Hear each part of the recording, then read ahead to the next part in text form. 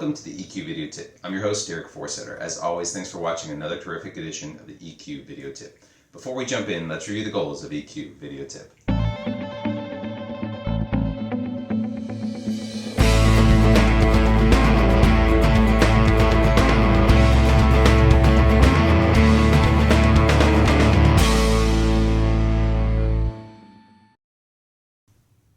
What's on tap for today? Well, we have a great article from James Clear who talks about the ultimate productivity hack, the art of saying no.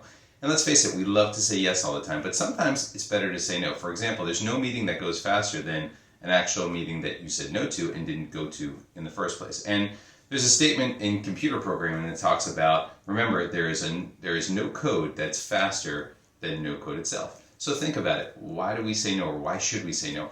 Before we jump into that, we're going to talk about why we say yes all the time and when it's appropriate to say no to other things as well and how to say no. Let's jump in right now.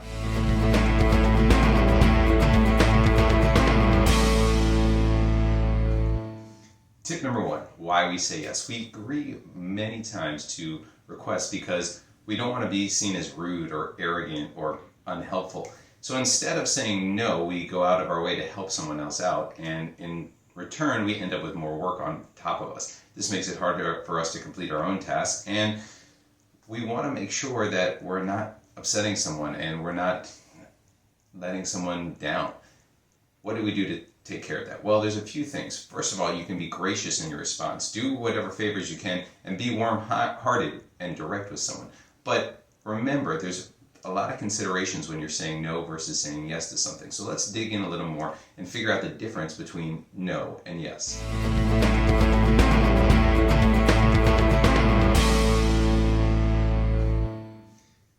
Tip number two, what's the difference between saying no and yes? Well, it comes down to really a very simple statement. No is a decision that you're saying, no, I'm not going to do this. But yes is a responsibility because you're going to help someone out and you're going to give them your time and your effort. And it puts a future block on the time that you will be spent to help that person out. So remember, think about the difference between a no and a yes. No, again, is a decision and you've made it, where yes is your responsibility and you're committing a large chunk of time to that person.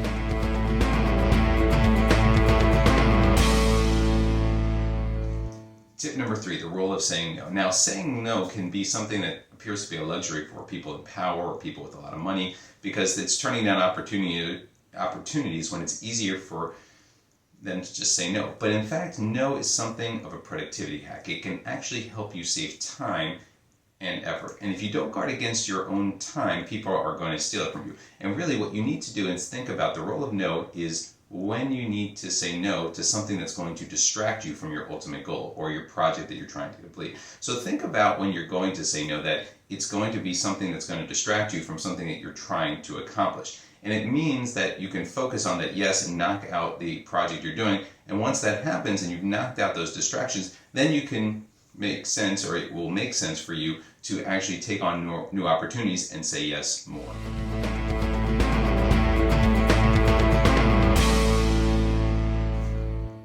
Our next tip, upgrading your no. Over time, you're going to continue to improve and succeed more. So your strategy is going to have to change. Some of the things that you said yes to early on in your career, or maybe a month or two ago, or maybe a year ago, you're actually going to say no to. You're going to eliminate, at first, obvious distractions and explore the rest. Over time, though, you're going to look at things that are previously good uses of your time, but now have become distractions, or someone else can do it, or you can delegate it. And what it means is, saying no is so powerful because it preserves the opportunity for you to say yes. So you have to think about when the no is appropriate and when you've mastered a skill or you can delegate something else so someone else has the opportunity to move it for you. Think about where those things are distractions and what's bogging you down. This will upgrade your no.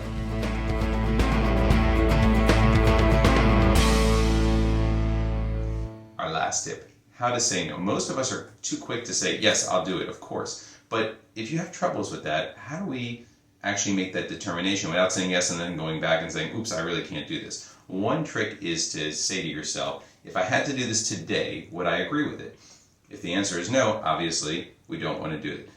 Also, you can say a well-known trick, which is when someone asks you a question, if the answer is either hell yeah or no. If the answer is hell yeah, of course we want to do it. But if the answer is no, then you should say no. Remember, if it doesn't excite you and you think it's going to be a distraction, it's okay to say no. And it's okay to say it in a polite way. Whereas you want to say, no, I'm not going to do this. Instead, say something like, I'd love to help you out, but right now I'm overwhelmed with this, or I have too much work on my plate. You can come back to me in a couple weeks, but right now, this is my first priority. Remember, how to say no is as important as saying no itself.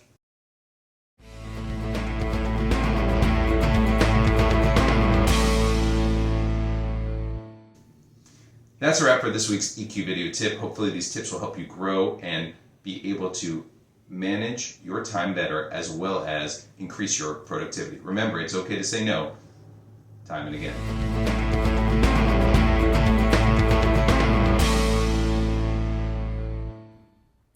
So that concludes our EQ video tip for today. Try incorporating some of these tips into your daily routine. But remember, use what works best for you and personalize it for yourself. Thank you always to our great research team for providing us with some great tips today. As always on EQ Video Tip, we want to end with gratitude. So thank you for watching. We really appreciate it. Here are some resources that you can use if you want more information on EQ going forward. Thank you again, and we look forward to seeing you in the next episode. Thank you.